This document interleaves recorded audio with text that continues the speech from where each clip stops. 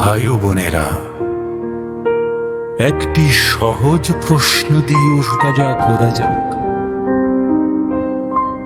আপনারা কি আপনার বাপ্তিস্মের তারিখ জানেন? আমাদের বেশিরভাগই আমাদের জন্মদিন ঠিকভাবে জানি, কিন্তু সেই দিনটি নয় যখন আমরা ঈশ্বরের পরিবারে জন্মগ্রহণ করেছি। আর তারপর একজন রাজা আছেন, সেন্ট লুইস রাজা বলেছিলেন যে তার আসল জন্মদিন তিনি যেদিন জন্মগ্রহণ করেছিলেন সেদিন নয়, যেদিন তিনি বাপ্তিস্ম নিয়েছিলেন। কারণ মুকুট ম্লান হয়ে যায়, করুণা করেন না। আমাদের পবিত্র পিতা পোপ ফ্রান্সিস একই প্রশ্ন জিজ্ঞাসা করতে ভালোবাসেন। তোমাদের মধ্যে কে তোমার বাপ্তিস্মের সঠিক তারিখ জানে?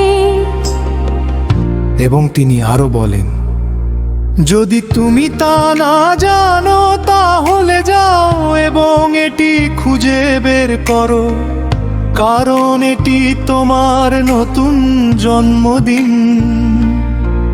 যেদিন তুমি ঈশ্বরের সন্তান হয়েছ এবং স্বর্গের উত্তরাধিকারী হয়েছ। ঈশ্বরের দৃষ্টিতে সেই বাপ্তিস্মের দিন তোমার জীবনের সবচেয়ে গুরুত্বপূর্ণ দিন। সেদিন স্বর্গ তোমার উপর খুলে গেল, পবিত্র আত্মা তোমার মধ্যে বাস করতে এসেছিলেন। আর পিতা চুপচাপ তোমাদেরকে তার নিজের বলে দাবি করেছেন। আমরা সকলেই পবিত্রতার প্রার্থী, নিখুঁত নই, সমাপ্ত নই, ইতিমধ্যে সাধুগণ নই। পিটার অস্বীকার করেছেন, পলতাড়িত অগাস্টিন ঘুরে বেড়ান, ডরথিরে বিদ্রোহ করেছিলেন, টমাস মার্টন আনন্দের পিছনে ছুটলেন। অনুগ্রহ তাদের অতীত মুছে ফেলেনি, এটিকে রূপান্তরিত করেছে। যেমন পোপ ফ্রান্সিস আমাদের মনে করিয়ে দিয়েছেন, সন্ত হওয়া কয়েকজনের বিশেষাধিকার নয়, কিন্তু সকলের জন্য একটি পেশা। বাপ্তিস্মে আমাদের দেওয়া হয়েছে। তাই আজকের ভোজ আমাদের স্পষ্টভাবে বলে, আমাদের পাপ অজুহাত নয়, আমাদের দুর্বলতা অযোগ্যতা নয়। বাপ্তিস্মে ঈশ্বর আমাদের দেখেছেন।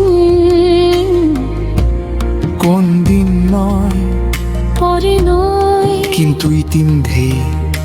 বাপ্তিস্ম কেবল এমন কিছু নয় যা ঘটেছে, এটি প্রকাশ করে যে আমরা কে।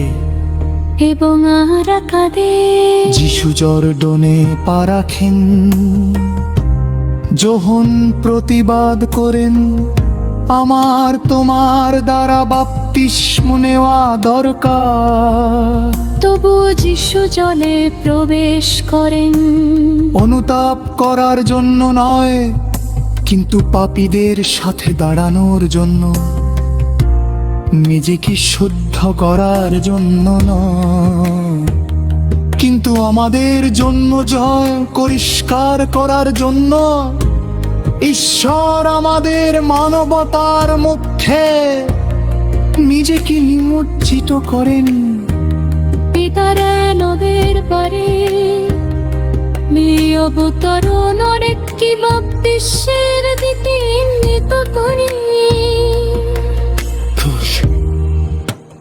যেখানে নিরত্ব এবং তেমে নিমজ্জিত হল এবং তারপর এটি ক্ষতি শর্মত হলে যা আত্মাবদরণ করেন ইত করেন তুমি আমার কি উচ্চ, তোমার সাথে আমি শ্রেষ্ঠ।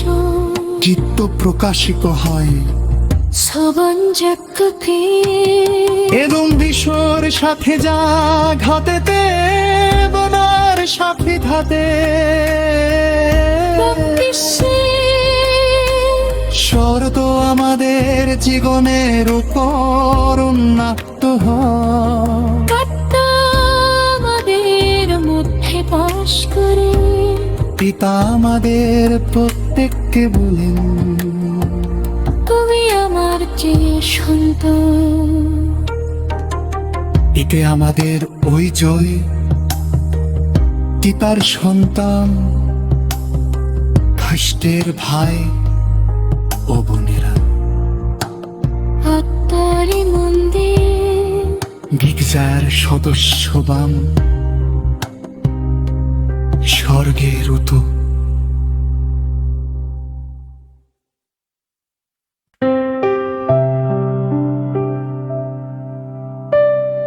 সেসব কিছু ঠিক করে দাও। এবং ছেলেটি চুপচাপ জিজ্ঞাসা করে, মহাশয়, আপনি কি যিশু? এটাই ব্যাপটিসিম লিপ্ত। আর এখন আসুন আমরা বাড়ির খুব কাছে আসি। আমাদের পরিবারে, আমাদের গ্রামে এবং শহরে যখন আমরা খুব সুন্দর একটি শিশু দেখি অথবা খুব দুষ্টু শিশু, আমরা মাঝে মাঝে উত্ত্যক্ত করি, তুমি আসলে তোমার বাবা মায়ের সন্তান নও। তারা তোমাকে বাজারে খুঁজে পেয়েছে, কাক তোমাকে এনেছে। তুমি শুকনো মাছের ঝুড়িতে এসেছো। বড়রা হাসে, কিন্তু প্রায়শই শিশুটি তা করে না, কারণ প্রতিটি হৃদয়, যুবক বা বৃদ্ধ, একটি গভীর প্রশ্ন বহন করে, আমি কি তার অন্তর্ভুক্ত?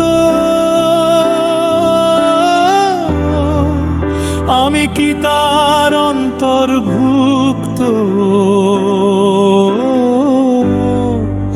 আমি কি তার অন্তর্ভুক্ত?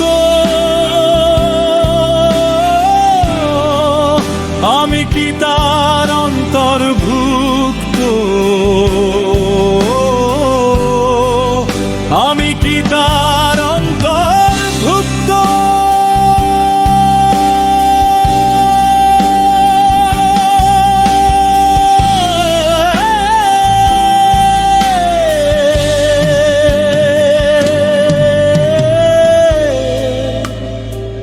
আজকের উৎসব সেই প্রশ্নের উত্তর দেয়। তোমার বাপ্তিস্মে ঈশ্বর পিতা তোমার সম্পর্কে বলেছিলেন,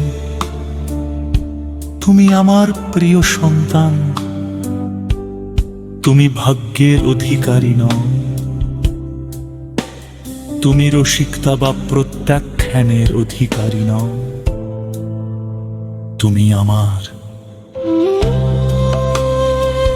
লোকেরা উপহাস করতে পারে, জগৎ হয়তো প্রত্যাখ্যান করতে পারে, এমনকি আমাদের পাপও আমাদের সন্দেহ করতে পারে।